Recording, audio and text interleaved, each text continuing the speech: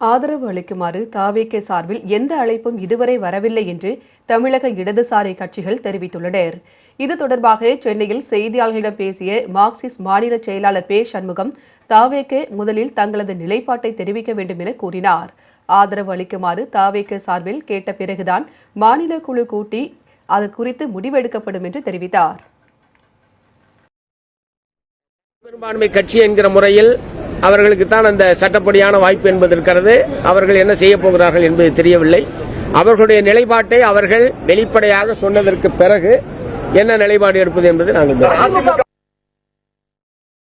தொடர்ந்து பேசிய இந்திய கம்யூனிஸ்ட் மாநில செயலாளர் மு. வீரபாண்டியன், சமூக வலைதளங்களில் மட்டுமே தகவல்கள் வெளியாவதாகவும் அதிகாரப்பூர்வமாக தாவேகவினர் தங்களை இதுவரை தொடர்பு கொள்ளவில்லை என்றும் குறிப்பிட்டார். ஆதரவு அளிக்க கோரினாலும் கட்சியின் மாநில குழு கூடிதான் முடிவு செய்யும் என்றும், ஜனநாயகத்தில் மக்கள் தீர்ப்புக்கு எப்போதுமே நாங்கள் மதிப்பளிப்போம் என்றும் அவர் குறிப்பிட்டார். தமிழக மக்கள் அளித்திருக்கிற அந்த தீர்ப்பையும் கூட்டணி கட்சி தலைவர் உட்பட நாங்கள் அனைவரும் மதிக்கிறோம், அதை ஏற்கிறோம்.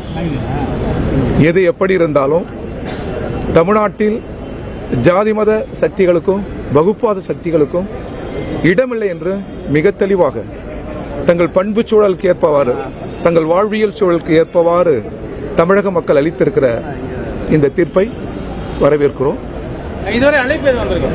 இதுவரை இல்ல, அழைப்பெல்லாம் இல்ல, அதுபோல இல்ல இல்ல இல்ல. தொடர்ந்து செய்தியாளர்களிடம் பேசிய விசிக தலைவர் திருமாவளவன், தமிழ்நாட்டின் அரசியல் சூழலை பாதுகாக்க வேண்டிய நிலையில் இருப்பதாகவும், எந்த முடிவையும் கூட்டணி கட்சிகளோடு ஒருங்கிணைந்து எடுப்போம் என்றும் கூறினார். நாங்கள் ஒரு கூட்டணியிலே இருக்கிறோம், இந்த கூட்டணியில் இணைந்து பயணிக்கிறோம். எனவே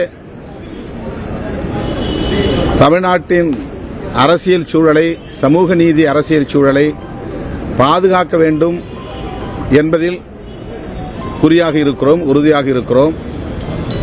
இந்த கூட்டணியில் அங்கவகிக்கும் பல கட்சிகளுள் இடதுசாரி கட்சிகளோடு நாங்கள் கருத்தியல் ரீதியாக இணக்கமாக இருக்கிறோம், தொடர்ந்து பயணிக்கிறோம்.